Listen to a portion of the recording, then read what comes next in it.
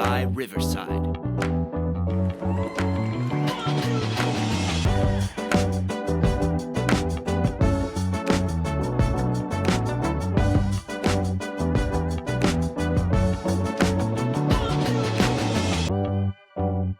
Hello again, everybody. This is obviously our two recordings for this day. Yes. I'm Bree, this is Glenn, and welcome to You Know What I Like? Theater. Theater. So we have been trying to get caught up on a lot of our shows, and we had a 4-show weekend last week. So you'll be seeing this much further in the future, but we're trying to record all those 4 shows back to back to back. So we had recently just talked about driving out towards Richmond, going to go hmm see a show out at Glen Allen, and now we're headed back the opposite direction towards Waynesboro. So where we are located, we are right along 64 East and West, and that's kind of how we've been seeing a lot of shows. Is we either see shows locally right where we're at. There's very few times we've gone north or south, although north hmm is 4 County Players, south was End Station. But the Yeah. majority of shows that we tend to go see are either going to be out in Richmond, which is to the east of us, or out in the Stanton Waynesboro area, which is to the west of us. hmm And I think we both talked about how lucky we are that there is just like this wealth of talent here.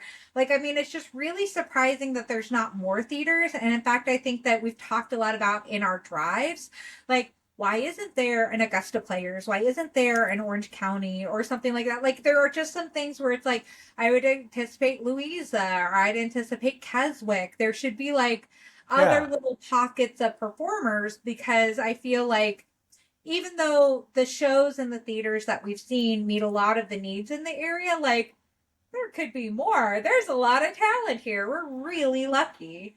Yeah. And it is, if any of those places that we just mentioned as, oh, there's not a theater for that, if you do have a theater for that, then you need to get in the comments and let us know. And also, do you guys need someone to work on your social media and your SEO for you? I know a little bit about that.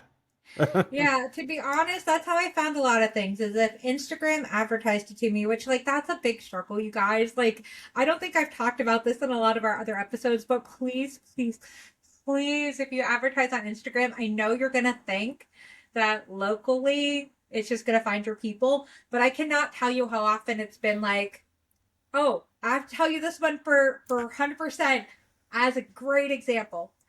Monticello Opera Company, you All would right. think would be located here where Monticello is, but there is a Monticello, Florida. So that is like my point exactly, right? You know, it's like Yeah. it takes forever for me to go in and find where are these places? Could we drive there? How much are tickets? And so it's really frustrating when I see a show and I'm really excited and it ends up being in Melbourne, Australia, or it ends up being Yes. in Monticello, Florida, or Boston, Massachusetts, because and I don't know if it's just us because we have a lot of friends who are actors and work in theater that we do see things all over the place. See things from LA, we see things from New York, we see things all over the place. But it is really frustrating when you can't figure that out just from the ad, or they just said, like, here to bring theater to the community.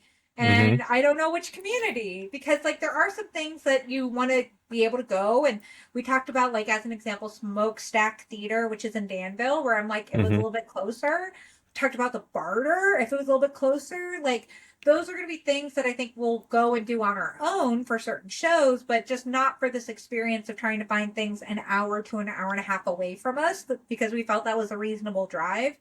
But there have been so many shows that I get so excited to see, and then I see they're in Baltimore. So I'm just like, the Yeah. more you can kind of customize and just say, based in Central Virginia, based in Charlottesville, based in Richmond. Like that would go a long way to helping people out because like I feel like I have had to be such an intrepid detective for Instagram ads or even when I sit there and I type live theater in Central Virginia. Sometimes I'll Yeah. get well, sure, you want to see Jason Isbell. Sure, it's like, I mean, there are so many things that qualify as live theater, or maybe they'll say, like, oh, you want to see the Met at this movie theater.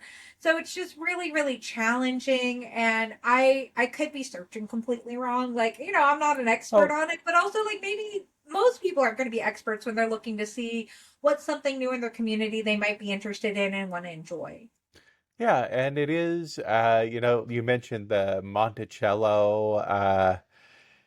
It's that's sort of an edge case, but when you don't have the name of your community in your theater, and your theater is named something like the Stage Door Theater, um, I have no clue where your stage door is.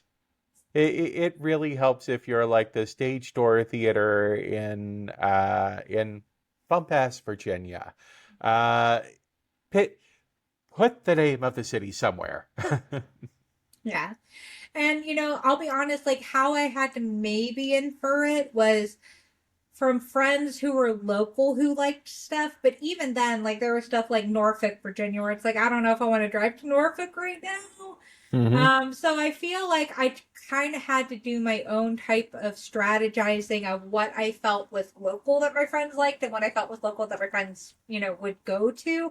But even then, because like we have friends that have done things with American Shakespeare Center and Mary Baldwin, they tend to like every Shakespeare. So I would get these like things. I'm like, ooh, Shakespeare, and it'd be in Michigan, and I'm like, Yeah. oh, okay. So All yeah. right. So we're going to be talking about the Wayne Theater out in Waynesboro. All right. We went to go see a show there August 1st at a matinee. We always Hmm. love a matinee. It helps us see more theater. I understand matinees are really hard, and we'll talk about that in this episode and potentially our next episode because it was Hmm. a two show day. And that was not necessarily hard as an audience member, but we have recognized from being a part of those, it is hard as a performer, Yeah. especially doing a night show and then a day show, night show. It's like you really are very, very busy. And a lot of companies now, I think, to respect their volunteers' time, try to not do those. But it is really, really hard for viewers because if everybody's doing a 7 p.m. show, we will not have another opportunity to see anything. So Hmm. we always really do love and appreciate when improv companies, theater companies, there was like this fantastic puppet show we missed because it was only at 7. But anytime that people can do something at 1 o'clock, 2 o'clock, 3 o'clock, we have really appreciated them so, so much because it really allows us to have an opportunity to see something that we wouldn't otherwise get to see because everybody else are also taking the 6, 7, 8 p.m. time slots. Yeah, it is always a good idea to have some variety in your scheduling so that people can, like you said, can plan to have a day where they're like, oh, let's just make a day of going to shows. And like, I don't know if the solution to that might be you do an A cast and a B cast. I don't know if it's just, hey, you're just gonna have to recognize 2 weekends really suck. I don't know. I will be honest, this is something I'd like to see as a viewer, as an audience member, but I don't know the appropriate solution to respect the volunteer actors. I know it's not something I ever mind, but the energy thing is a real concern. It is Yeah, one of these things like you are putting in an awful lot of time. It's essentially shift work. yeah, And it's a whole second job that you're really not getting paid for. You just really love doing it and it's exciting.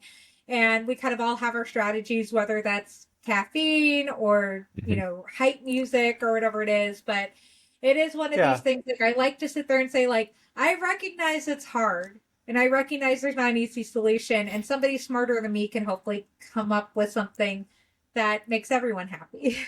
yeah. And there are ways that have been done in the past. Like you said, performers, of course, have their ways of getting through matinees.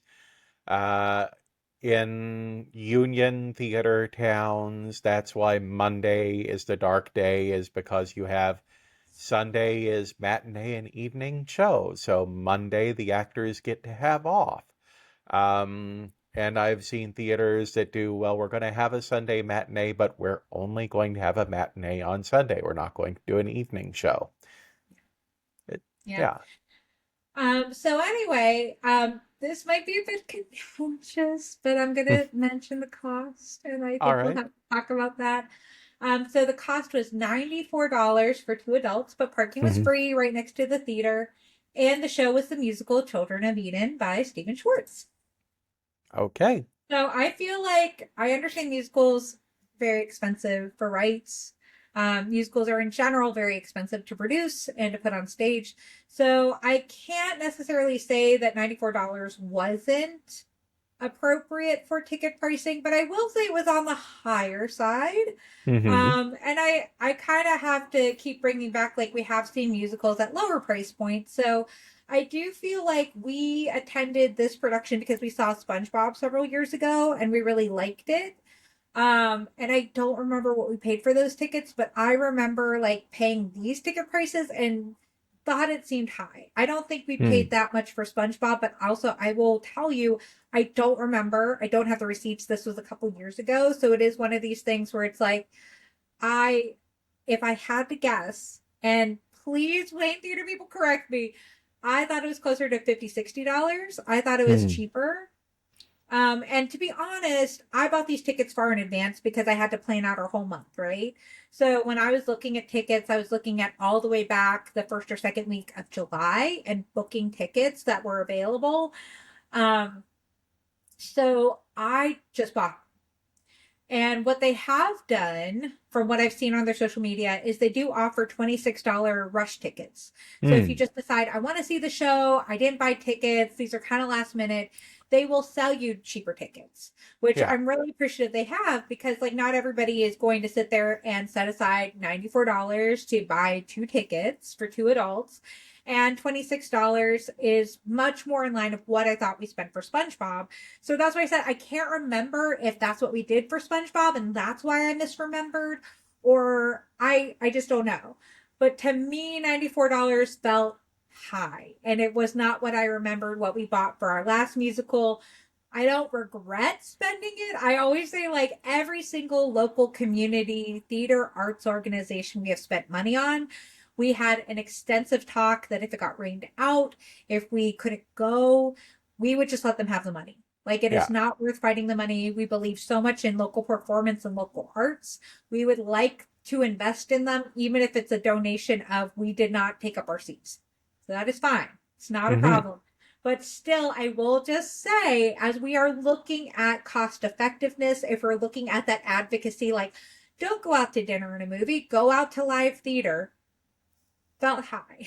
A little bit. And that's just personal. So, like, I'd like to say it's like I am always welcome to being corrected, but it is one of these things. Like, I do feel like I had to put that up. Yeah, and $94, a little bit high for this region. If Mhm. anybody is watching our show in New York and they hear $94, they're like, that's a drop in the bucket. What are you talking Right. about? That's lucky if you get that for one person. Yes. So anyway, the little brief description that I pulled together is the Hmm. Wayne Theater has their mission statement from their website as they present professional talent in shows, they produce local and regional talent, and provide high quality arts education to enrich the lives of people of all ages with hospitality and charm. And I thought that they said it so good that I did Yeah. not need to edit anything that they said. I did mention we've been to the Wayne before, so the theater was not new to us. And then also they're really close to Klein's Dairy Bar, which we try to stop by every single time we go to Bristol and come back. So it's one of these things that's like favorite ice cream places right down the road. It's really enjoyable. But we did want to make sure that we were going to try to see something here during this challenge. I think originally the way a lot of our dates shook out, I wasn't necessarily sure if we'd be able to make it. And then when I saw that they had matinees, I was like, great, fantastic. We will be able to make it. So it was one of these things like I had fully intended on not going at all. But then I felt really bad about like we wouldn't get to like have a podcast episode about them because we love SpongeBob so much. So I really went back and I did another revision of our schedule. And luckily they had a matinee and we could go to see them. So Hmm. hence here we are talking about them. And I'm really excited to talk about them because, like I said, we had such a good time going there. Yeah. We really want people to know about them. I think they are fairly well beloved in the area. There was a lot of people who are in SpongeBob who are also in Children of Eden. So I don't feel like this is like any big secret. People know about it. But I still feel like because we had enjoyed going there, we wanted to be able to say like, "Hey, yay local theater." So, Yeah. here we are. All right, ready to get Like, into some yeah, pros? yeah, let's get into the pros. Let's hear what we got. Okay, so mine might be a little bit out of order, All but right. oh my God, there was a standout young lady performer playing the servant Yona in the Mm-hmm. second half. And she was just my favorite thing. She should be a star. She should be famous. She should be known by the whole wide world. She was just amazing. I loved her. And it was so funny because the director, before the play even started, said, like, don't leave after act one. I know it seems like it's over, but stay for act two. And I was like, yeah, because she was singing. She was singing. She was so Mm-hmm. good. I just thought she was phenomenal. It was just one of these things like you just don't know who is local to you. You don't know who Yeah.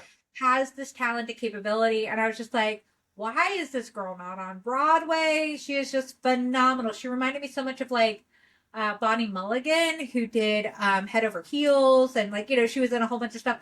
But like, honestly, like, or Adele, like, she's just phenomenal, phenomenal singer. Yeah, 100% agree. And in a cast that had some really strong vocal performances, and she still stood out by a mile. And like, we kind of talked about a little bit, like, we'll get into this. We only Hmm. really know two songs from the show. Like, when we're thinking of Stephen Schwartz oeuvre, we're not Hmm. necessarily thinking of like, oh, Children of Eden, but we knew Spark of Creation, we knew the Children of Eden song. Like, we knew Yeah. some of the songs, and her songs were not any of the songs. Her songs were Hmm. songs we were not familiar with, we didn't know. And for her to be so phenomenal, we are just like, oh man, like, I mean, she really had her own take on it. She was really a fantastic performer. And so it's like now we kind of knew like two more songs from the show because she sang them. And I Yeah. even kind of like talked about during like after the show, I was like, I wonder if she came up one day with an audition that was one of those songs and they said, well, let's do the show. You sing them so great.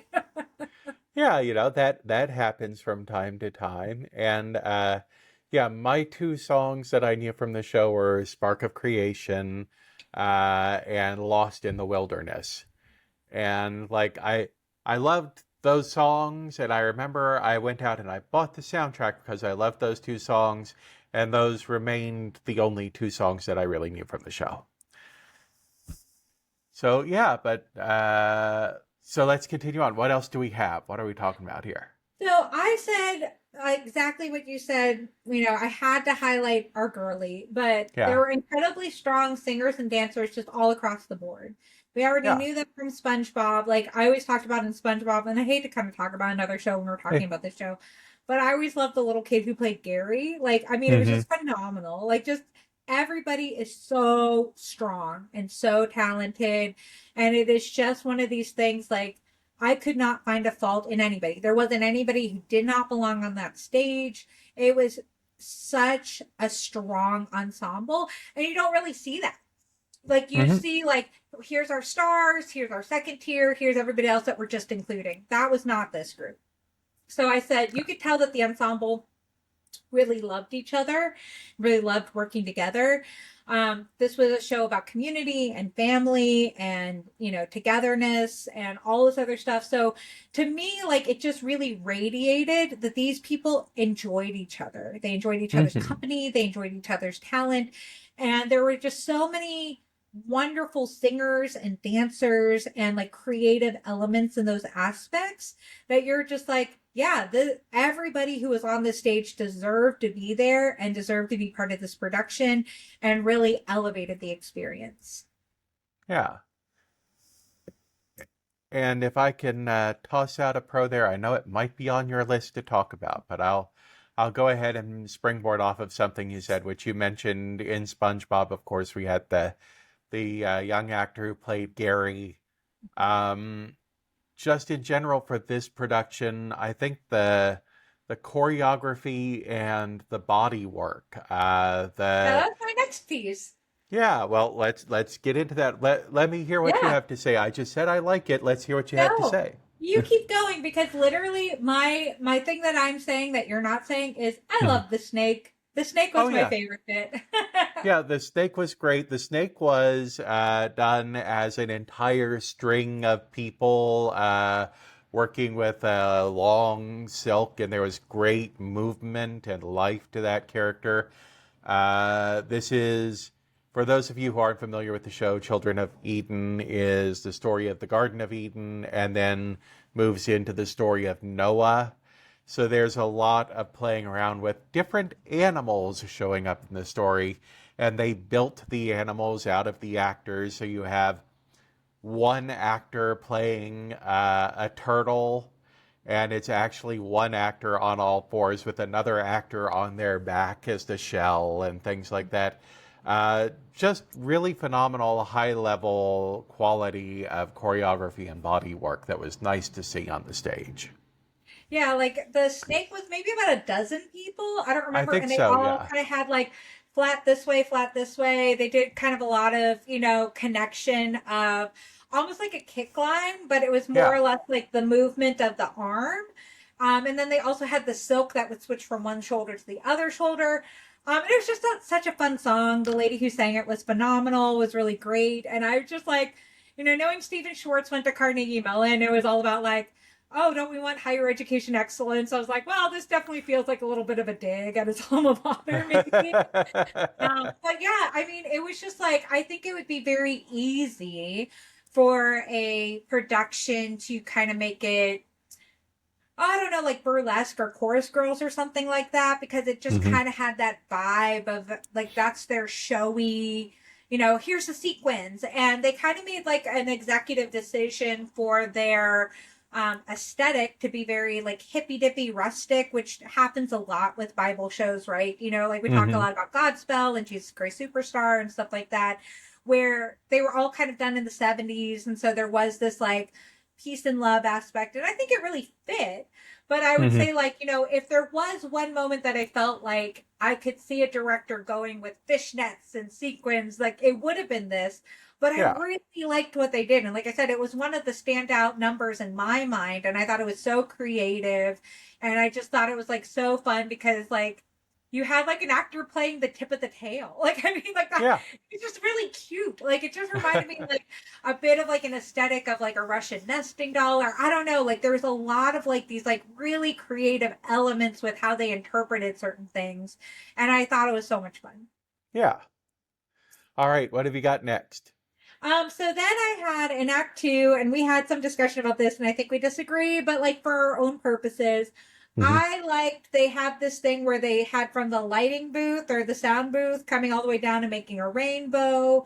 I liked the lighting aspect of the lightning for the storms, and I loved the blanket flood effect because they had Hmm. this like really cool sheet, and maybe it was like had a little bit of like elastic in it, so you could see actors' faces pressed up against it as they were drowning in the flood. And I was like, ooh. It was like a really simple but really effective effect, and I thought that that's what they did really well, is these simple but effective effects. And so, I like the moment of here are some things that were very practical and very simple, but like looked impressive just due to the nature of the people doing them. Yeah, and I will say I was in slight disagreement with you on that bit. I too enjoyed like the lightning and the rain segments. I thought the blanket for the flood was really effective. I really liked the way that that played on stage.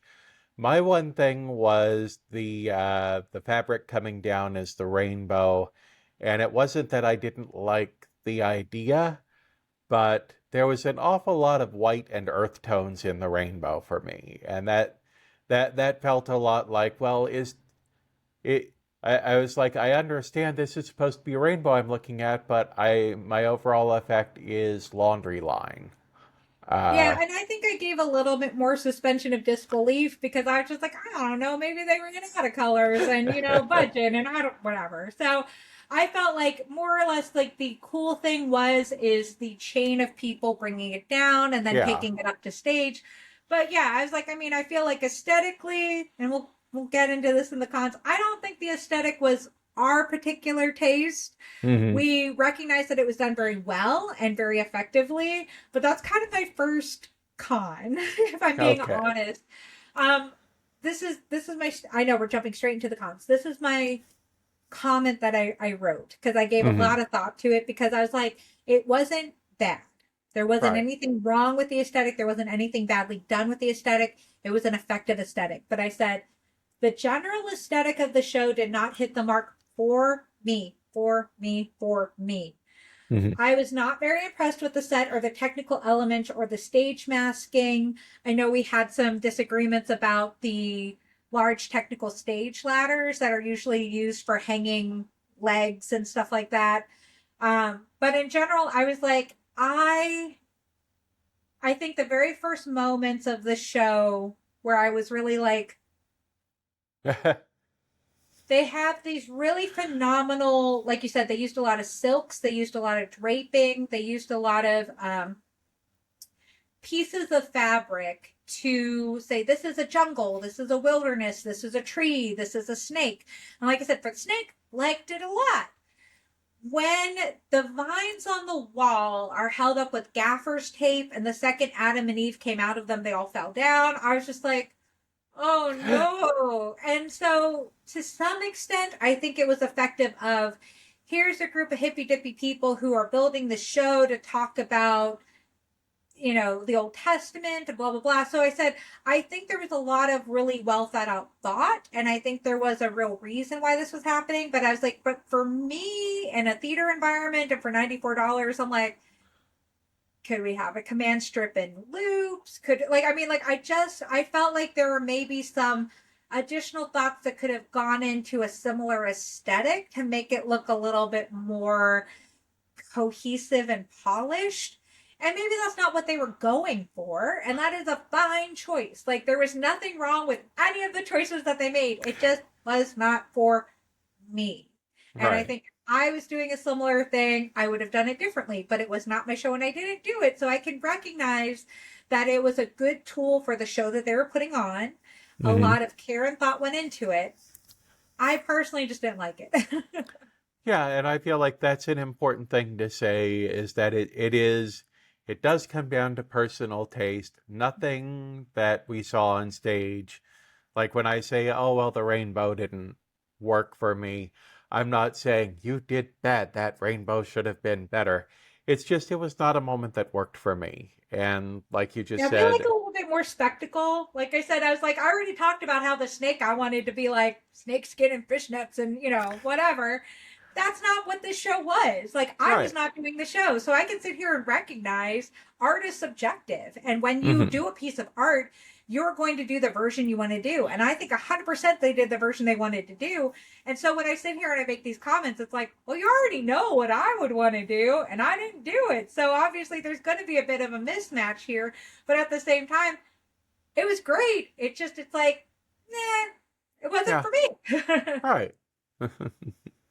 And like I said, I really like the stage ladders, but I think that you brought up a good point that because you had to have such severe safety locking mechanisms that it was sometimes distracting, even though they Yeah, tried to do it in a moment where it would make sense for it. And like I said, that didn't bother me so much, but at the same time, I can totally get to where you're coming from. And I yeah. think that they did the best that they could with what they had to do, and it was really impressive. But at the same time, you had a good point. Well, and that is I to let people know what I was saying about the stage ladders. Um, they had, of course, the stage ladders could roll across the stage, and they have a braking system on them. And whenever the braking system was put in place, it would make a loud chunk sound. And usually, like you say, they worked very hard to like do it in moments where it made sense. But there were moments where it's like it's right in the middle of a song, and someone is singing, and you just hear chunk, chunk, chunk, and it's like, oh, okay. That, well, that wasn't supposed to be there, but okay. Yeah, and like kind of going on that, we're going in the sound aspect of it. Um, when we saw it, right in the very first number, the Hmm. sound cut out just as Yeah. they started singing.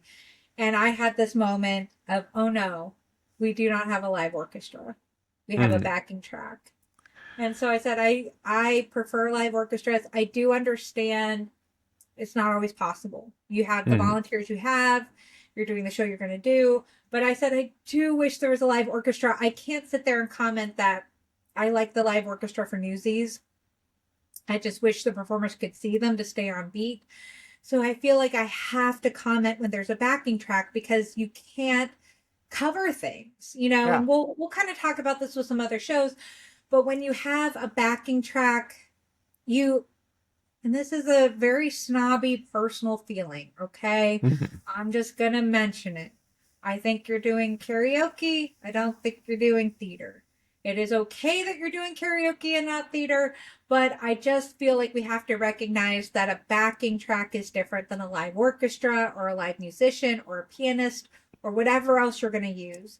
And I have been really, really fortunate in my time on stage that I have done a lot of musicals where we've always had at least a pianist. Even if there's nothing else, we've had at least a pianist. So Mhm. for me, I can recognize I probably would have to have a really severe choice of doing karaoke. And I have done karaoke in some shows. Like a show I wrote had to go karaoke. So I'm not trying to be like holier than thou with that type of stuff, but I am trying to say, like, for this show, because of the caliber of vocal talent, I really wish there was a live orchestra.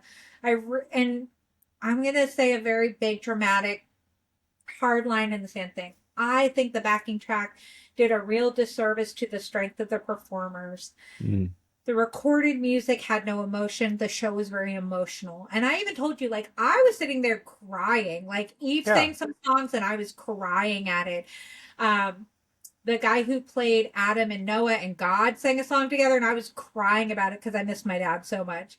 So it's Mhm. these moments where it's like, this is the show that is inherently emotional, and to have music with no emotion and no humanity behind it was really hard for me to reconcile. So it's not like I'm sitting here being like, yeah, you should never use a backing track. Oh, you should not do karaoke in a musical for this show. I Mhm. really wish there was a live orchestra. Yeah, and that is something that we discussed because it adds this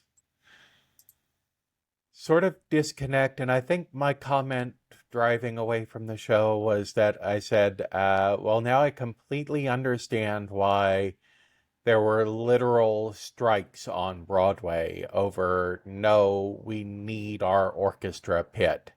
That, you had actors, directors, producers all actually out there striking, being like, don't start replacing the orchestra pits with pre-recorded tracks. And this show felt like, yeah, that's why it's such an important thing. Yeah, and I mean, like, literally, it was just like I said. I know it sounds harsh, but I said I do think it did a disservice to the strength of the singers. Right. I think that the singers were so strong and they were able to overcome a lot of. I'm singing with a backing track, but I feel like if you could have had music that moved with them, it would have allowed them to explore the emotions of the scenes and the songs so much more. Because when you are stuck with, this is what I'm singing to every single time, you don't have that time to take a breath and make a little cry or take a moment or lengthen something or shorten something. You just have to sing it because the song's going to be done with you whether you want it to or not. So for Hmm. me, I just felt like as much as I was moved by Eve singing a song about being a mom and losing her son and doing all this stuff, like, I wanted somebody who could follow her. I didn't want her to be chasing a metronome. Right. Right.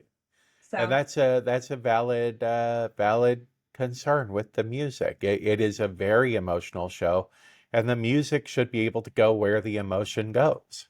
yeah. And then really I only have like one more thing, but it's a big thing because I think we talked about some of the other things about Hmm. um the two show day, the ticket prices. So I'm not gonna get into those again. But my last con really for this piece, and like I said, it's not that many. We never really have a Hmm. ton of cons, but we do have some things we like to talk about. So we already knew going into the show, this is not our favorite Steven Schwartz show. We already talked about, like, we knew a couple songs from it. We haven't really seen it done a whole lot, but it was also something that we're like, we kind of almost wished it was any other show because we love the Wayne so much that we're just like, oh, we Hmm. don't really like this show. It's not really our favorite Steven Schwartz. Like, we like other Steven Schwartz better. But fine, we'll go. And like it Yeah. was kind of fun to sit there, like, and we're starting. It's like, yeah, we can kind of see how Wicked came out of this. We can kind of see where all this other, like, this was the seminal piece that developed everything else, kind of thing.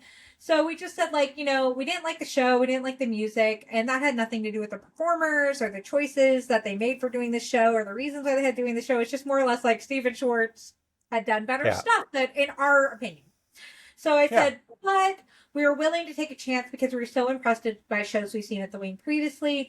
And I have to just say, this isn't a criticism to the performers or the director. We just realized as we saw this show, we're probably never going to like this show. We're glad we saw it. And we think that Yeah. everybody involved in it did the best they could with it. But still, we walked away being like, well, we're probably not going to go see that again. We gave it a shot. Yeah. Great production of a script. I think that neither one of us walked away loving the script. Yeah, there Um, wasn't a lot of strength to the script. There wasn't a lot of cohesion between the songs. There was only a few yeah. really good songs, and I think that they were made better by the performer doing it. But it's just one of these things. Like, we're glad we gave it a chance. We're glad we sat there and said, okay, well, let's not be sticks in the mud. Let's not just be negative Nancy's about it. But at the same time, we're like, yeah, I don't really need to go see that show again. Yeah, and there are times when you hear a soundtrack and you're like, well, that doesn't really work for me. And then you actually see the show up on a stage and you go, oh, this all makes sense now. I really like what's going on with all of this. And this, for me, my, to copy you from a few minutes ago, my taste, just for me. This is a script that did not improve the soundtrack for me, and it was just something that, and we discussed this ourselves. It was a show that left me curious about who it had been created for, because it does play very fast and loose with the sort of cosmology of the Bible and the stories of the Bible. It plays very fast and loose with the themes of those stories.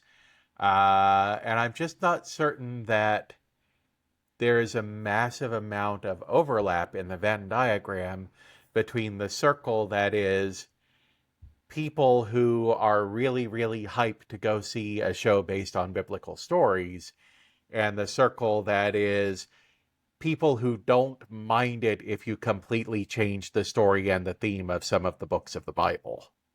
It's like, I'm certain there is an overlap. I'm not certain how much of one there is. Well, I think we talked a lot about, like, well, I went to go see the play that was at the church that was completely secular. And then this is a secular theater doing kind of a more churchy play. And we're not inherently against anything. Like, I was raised Catholic, so we love a passion play. We love a Stations of the Cross. Like, we're very dramatic with our religion. So I feel like it's a very real, point to make that, we're not opposed to secular or religious work. We just like a good show. But it is one of these things where it's like, we both kind of had this conversation on the way home, like, well, I don't know, like, Catholics go to CCD. I don't know what your parables were, but I don't remember that, or I don't think it went that way. Like, even though, like, we're not particularly religious or philosophical scholars, I think we were both kind of like, this kind of seemed like its own thing. Yeah, and there was a lot of, because I admit that it's been many years since I attended a Bible study. But growing up in a family with a mother who is very familiar with biblical stories and everything, there was a lot of me pulling out my phone and being like, let me check on Wikipedia. Maybe I'm remembering this wrong. No, I am remembering right. It was just completely rewritten for this story. Got it. Okay. Well, and what I Moving think on. is so funny is for a while there, we were kind of like really listening through Oh No, Ross and Carrie because we were doing these long trips to Yeah. visit my family in Florida and we were driving the whole way. And so they would do these like huge exposés over several episodes. And we're just like, this isn't what Ross talked about in the Ark episode when he visited the Ark in Kentucky. Yes, there was a lot of that going on where it's like, well, this doesn't match up with the Museum of the Ark. Um, but yeah, But overall, like I said, I was like, we can't really fault everybody who was involved in the show. I think they did a phenomenal job. I think it was just like such a warm and positive experience overall. But it was just like, like we've kind of talked about with other shows, like, I don't know if the show is for us. Like, we just don't yeah, like the show. And that has nothing to do with who did it. We think hmm it was worth doing, and we think the people who done it did an excellent job. But yeah, like, if we're gonna say, "Oh, do you want to go see Children of Eden again, done by anybody else?" No, we've seen it once. yeah. We're okay. We'll I, see the next thing. I mean, I'd be up for going to a concert where I know one of the singers is going to sing "Spark of Creation." I'm just not certain that I'm interested in sitting through another production of Children of Eden. Yeah, yeah, Yeah, and that's sorry, that's all down to Steven Schwartz. Like he wrote yeah, it. There's not an abridged episode. There's not a junior. There's not a new version. Like I mean, it is what it is. And so I think that we were yeah, happy that we went, and we thought everybody on stage was great. But it was still just one of these things where we're just like, eh. Although yeah. I do want to say one more thing before we close out this episode, because I Sure. think you said something really good about the dancers and the choreography, which you didn't mention in your prose, Hmm. which like not every dancer was this thin, Yeah. prototypical ballerina type of person. And I think you had like a really lovely comment. You're like, well, I don't know if this is a good comment. I'm like, I think it's a great comment. So do you hmm remember what you said? I seem to remember that I talked about it was really nice to see really powerful choreography with a wide variety of like body shapes and ages and uh, you might remember exact phrasing better than I'm remembering it, but Yeah. Well, no, yeah, I mean, like, honestly, like, I do want to end on a positive note. And I just thought that yeah, that was so lovely because they had lifts and leaps and it was very yeah, athletic. And it didn't matter if you were over 55 or, a larger body type like we are. Everybody was doing the same thing. And it was just really like a celebration of being a human and alive and being in a body. And I was like, and that was kind of cool because there wasn't like, oh, we're going to do this modified thing, or we're going to say, oh, let's dumb this down so that we all could do it. Like everybody had this yeah, real high level of really athletic and challenging choreography, and everybody matched it very, very well. And so I was just like, yeah. let's end on that, if nothing else. Yeah, absolutely. And on a high note there. Huh. Yeah. So yeah, this is another really short one. Like I feel like, they're getting shorter and it's not necessarily that we have less to talk about. It's just because we have been seeing a lot of stronger shows lately that it's just hmm like let's get in and let's get out and maybe folks can listen to a couple of these over their lunch break instead of one. Yeah, always a fun thing.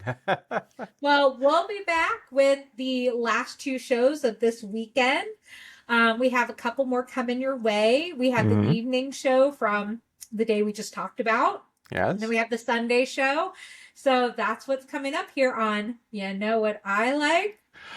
Theater. Theater. And please remember to like, subscribe, share. We would really, really love more than anything else if you can get this into the hands of theaters and performers because, like, we would love to have conversations with them. We'd love to be Yeah. invited to more shows. We want to keep this going, obviously, although we won't be seeing like 4 shows a week, much as Yes. we would love to. But yeah, we really have enjoyed our time exploring local theater, and we'd like to have more broader conversations. Maybe have guests. I would love to have guests if we could invite some people from these shows and plays and theater companies. So please, please, please spread us everywhere, all Yeah. across the Central Virginia area, so we can kind of keep the theater love going. And we love you, and we'll see you next time. Mwah, mwah, mwah. Bye. Bye.